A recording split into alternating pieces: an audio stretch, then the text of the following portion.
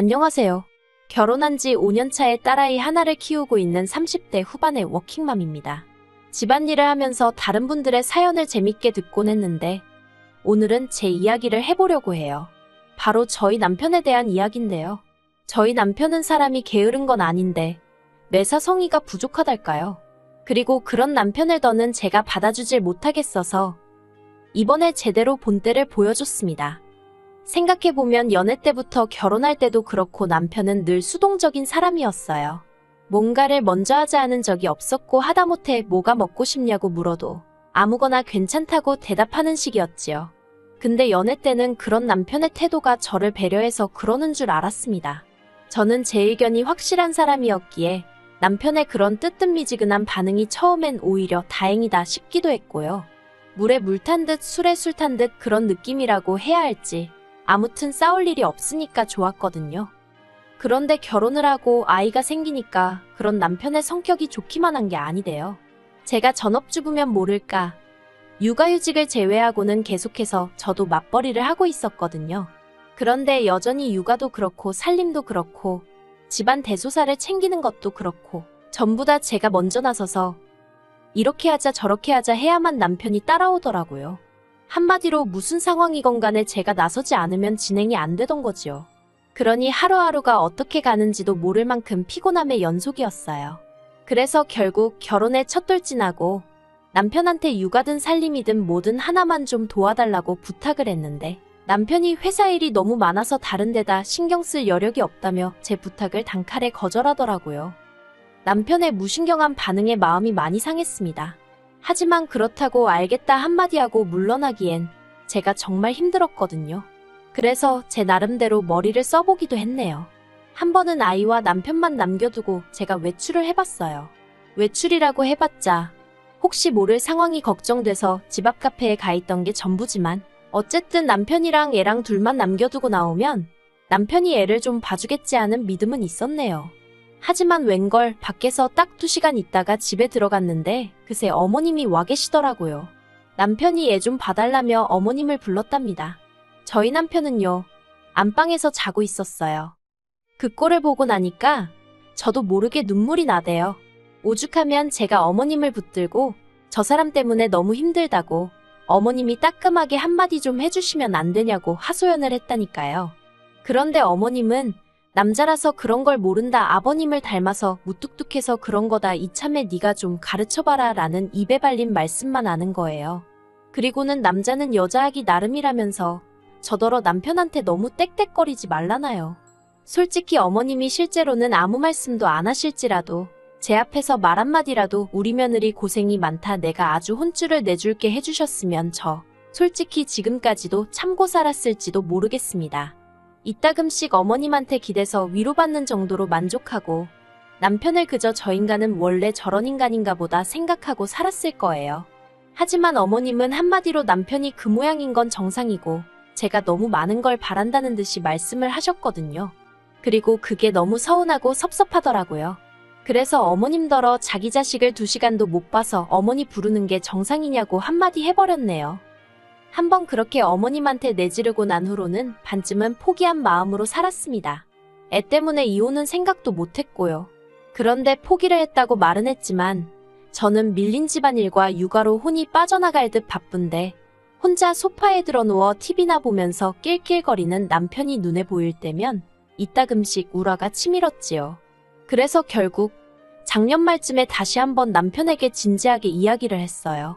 내가 혼자 고생하는 걸 보면 어떻냐고 도와주고 싶다거나 하다못해 내가 피곤하겠다는 생각이 안 드냐고 물었네요.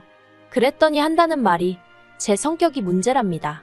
안 해도 되는 걸 굳이 일을 벌리니까 힘든 거 아니냐면서 단순하게 대충대충 살자대요. 그리고 남편이 말하는 대충대충이란 건 여행할 필요 없다 TV에서 방방곡곡 다 보여준다. 맛집이나 동네 식당이나 자기는 뭘 먹어도 맛이 비슷해서 안 가도 된다. 애 데리고 키즈카페 뭐 타러 다니냐 손에 핸드폰 들려주면 좋아한다. 어차피 계절은 계속해서 돌아오는데 계절마다 옷 정리는 왜 하냐. 어이가 없었지요. 남들 하는 만큼만 능력되는 한도 내에서 즐겁고 가정에 도움이 되는 쪽으로 노력을 한 건데 남편 눈에는 다 쓸데없는 짓으로 보였던 모양이었으니까요. 그리고 남편은 계속해서 자기는 저처럼 안 살았어도 지금 이날이 때까지 문제없이 잘 지냈답니다. 그리고는 앞으로 서로 사는 방식에 간섭하지 말자는 거예요. 각자 생활 방식이 다른 거니까 인정하고 존중해주자고요.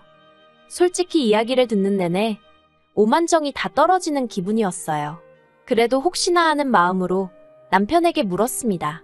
아무리 성격이고 생활 방식이어도 나와 애를 위해서 조금이라도 달라져 줄 수는 없는지, 노력해 줄 수는 없는 거냐고요. 하지만 남편은 자기 스스로 필요하다고 느껴지지가 않는데 어떻게 달라지겠냐면서 자기한테 희생을 강요하지 말라대요.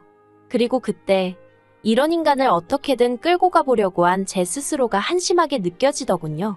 그래서 그때부터는 저도 입을 닫아버렸습니다. 그리고 이후로 아이에 관한 일이고 상황이 정말 어쩔 수가 없을 때만 남편을 좀 터치하고 나머지는 저도 손을 놨어요. 지난 어머님 생신 같은 경우도 원래대로라면 제가 먼저 나서서 어디 근사한 레스토랑에 예약이라도 해서 자리를 만들었을 거고 케이크에 선물도 준비했을 테지요. 하지만 아무것도 안 했습니다. 물론 남편이 뭐를 하자고 말을 한다면 그렇게 따라줄 의향은 있었어요. 그런데 어머님 생신 당일날 아침에도 남편은 뭐를 어떻게 하자는 말이 없더라고요. 설마 어머님 생신을 기억 못하나 싶었지만 괜히 또 물어봤다가 기분 나쁜 소리라도 들으면 제 손해잖아요. 그래서 에라 모르겠다 알아서 하겠지 하는 생각으로 나서지 않고 그냥 기다리고 있었어요. 그랬더니 오후나 되어서야 신우한테 전화가 왔습니다. 어머님 생신인데 어째서 다들 아무 말이 없냐면서. 그리고는 일단은 밥이라도 같이 먹게 시댁으로 오라고 하더라고요. 그렇게 시댁으로 향하니 남편은 안 보였어요. 신우가 저더러 케이크는 안 사왔냐 하길래 네 하고 말았지요. 그런데 신우가 제가 평소 같지 않은 걸 느꼈는지 저더러 자기 동생 그러니까 남편하고 싸웠냐입니다. 싸운 건 아니었으니 아니라고 했어요. 그리고 얼마 지나지 않아 신우로부터 연락을 받았는지 남편이 왔더라고요. 남편이 제 눈치를 쓱 보더니 신우가 물었던 것처럼 아무것도 준비 안 했냐고 묻대요. 그래서 제가 준비는 뭘 준비하냐고 그러는 당신은 했냐고 물었어요. 그러자 남편이 약간 당황한 눈치로 지갑에서 주섬주섬 5만 원짜리 몇 장 꺼내서 어머님한테 드리더라고요. 그리고 얼마 후 제 생일이었는데 역시나 남편은 아무 얘기가 없었습니다. 보나마나 기억을 못한 거란 생각이 들었지요. 하지만 구차하게 오늘 나 생일이야 축하해줘 그런 소리를 하고 싶은 생각도 없었고 선물 같은 거 받고 싶은 마음은 더더욱 없었거든요.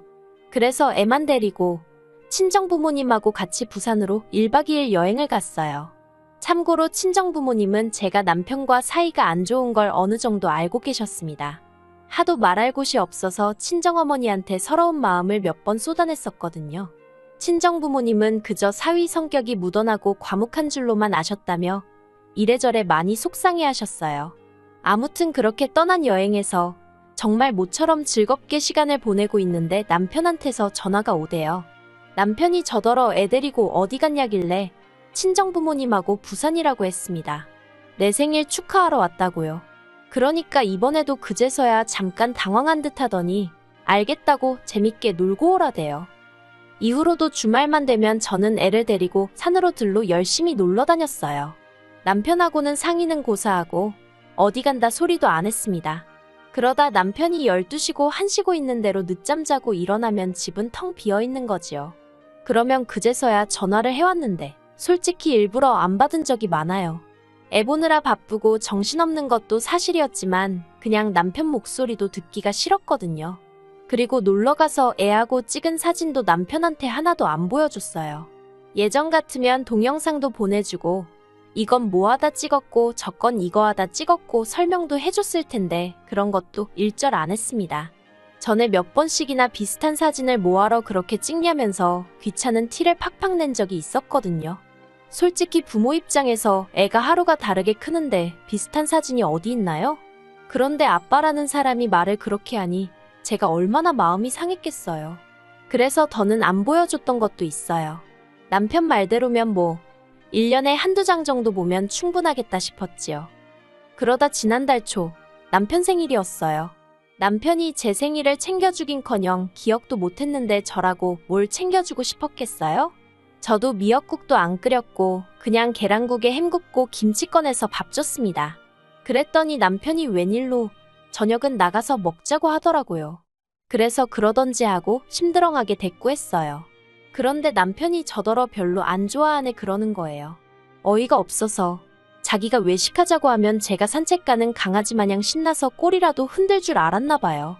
게다가 혹시나가 역시나라더니 저녁 시간이 다 되었는데도 남편은 외식에 대해서 가타부타 말이 없었어요.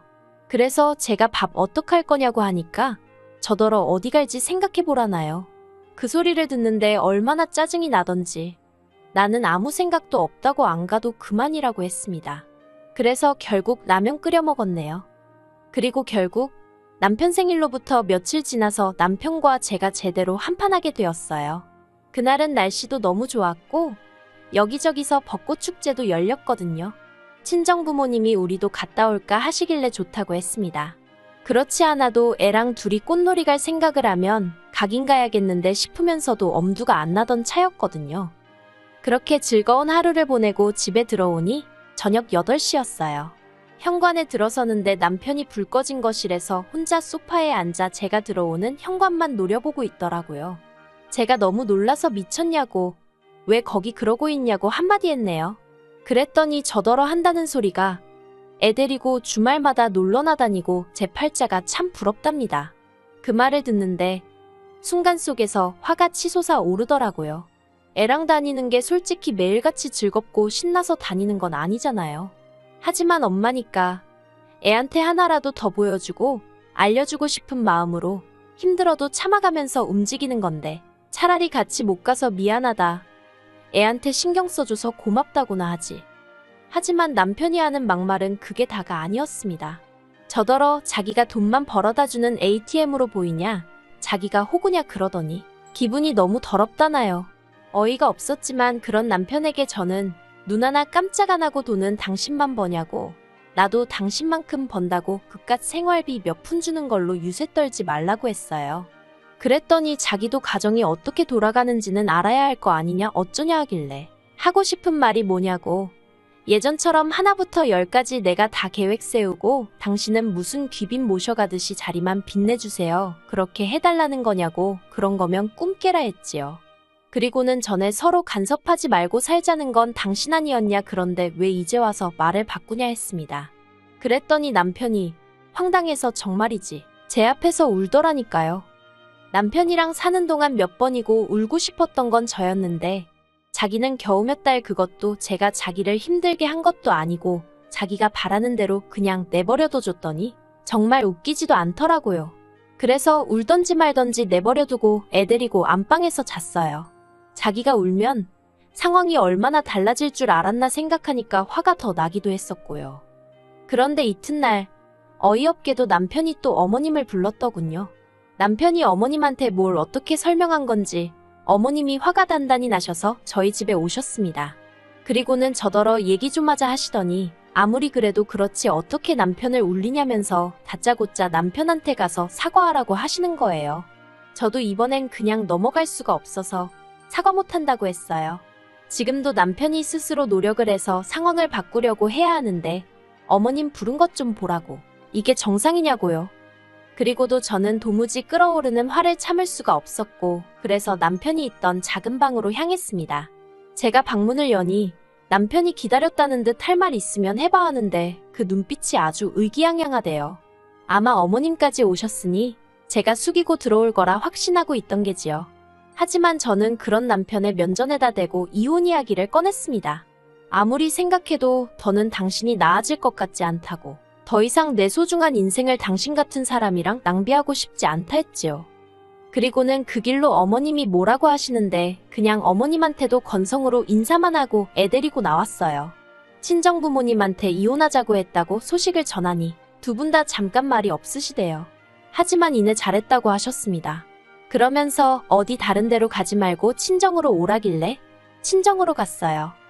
그리고 남편도 많이 놀랐는지 얼마 지나지 않아 저희 친정으로 절 보러 왔더라고요.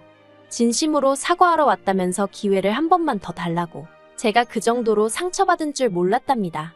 그런데 그런 남편의 사과를 참으로 오랫동안 기다려왔었는데 말이지요.